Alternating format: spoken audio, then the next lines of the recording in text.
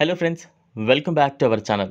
Team India యువ batter Sarfaraz ఖాన్కు star all rounder Ravindra Jadeja క్షమాపణలు చెప్పాడు. తన వల్లే సర్ఫరాజ్ ఖాన్ రనౌట్ అయ్యాడని, ఈ విషయంలో తనదే తప్పని పేర్కొన్నాడు.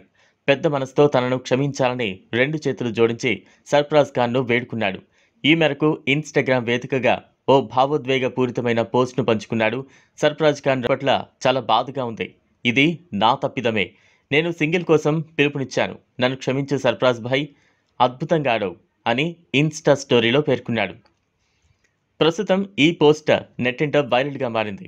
ఇంగ్లాండ్తో రాజ్కోట్ వేదికగా జరుగుతున్న రెండో టెస్ట్తో అంతర్జాతీయ క్రికెట్లోకి అరంగేట్రం చేసిన సర్ఫరాజ్ ఖాన్ 66 బంతుల్లో 9 ఫోర్లు, 6లతో 62 పరుగులు చేశాడు. తొలి మ్యాచ్లోనే సత్తా చాటాడు. దూకుడుగా బ్యాటింగ్ చేస్తూ టెస్టులో భారత్ తరపున వేగవంతమైన హాఫ్ సెంచరీ నమోదు చేశాడు. స్వేచ్ఛగా బ్యాటింగ్ చేసిన సర్ఫరాజ్ ఖాన్ సునాయాసంగా సెంచరీ చేసేలా కనిపించాడు. కానీ రవీంద్ర జడేజా తప్పిదం కారణంగా అతను రనౌట్ అయ్యాడు. 99 పరుగుల వ్యక్తిగత స్కోర్ వద్ద అండర్సన్ వేసిన 82 ఓవర్ 5వ బంతిని జడేజా మిడాన్ దిశగా ఆడి క్విక్ సింగిల్కు పిలుపునిచ్చాడు. నాన్ స్ట్రైకర్గా ఉన్న సర్ఫరాజ్ ఖాన్ జడేజా పిలుపుతో క్రీజును దాటాడు. బంతిని ఫీల్డర్ అందుకోవడం చూసిన జడేజా యూటర్న్ తీసుకోగా సర్ఫరాజ్ ఖాన్ వెనక్కు పరిగెత్తే ప్రయత్నం చేశాడు. అప్పటికే బంతిని అందుకున్న మార్క్ వుడ్ వికెట్లను డైరెక్ట్ హిట్ చేశాడు. దాంతో సర్ఫరాజ్ ఖాన్ నిరాశగా పివిలియన్ చేరాడు.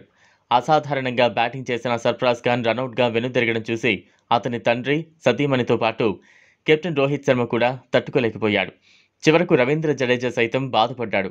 ఆ మరుసటి బంతికే అతను సెంచరీ పూర్తి చేసుకున్నా సెలబ్రేట్ చేసుకోలేదు. మ్యాచ్ ముగిసిన అనంతరం డ్రెస్సింగ్ రూమ్లో సర్ఫరాజ్ ఖాన్ క్షమాపణలు చెప్పవచ్చు.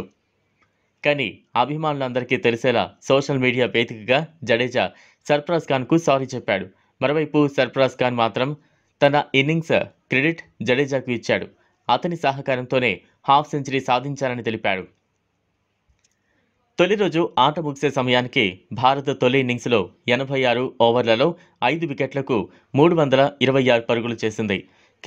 క్రీజ్లో జడేజాతో పాటు కుల్దీప్ యాదవ్ ఉన్నారు.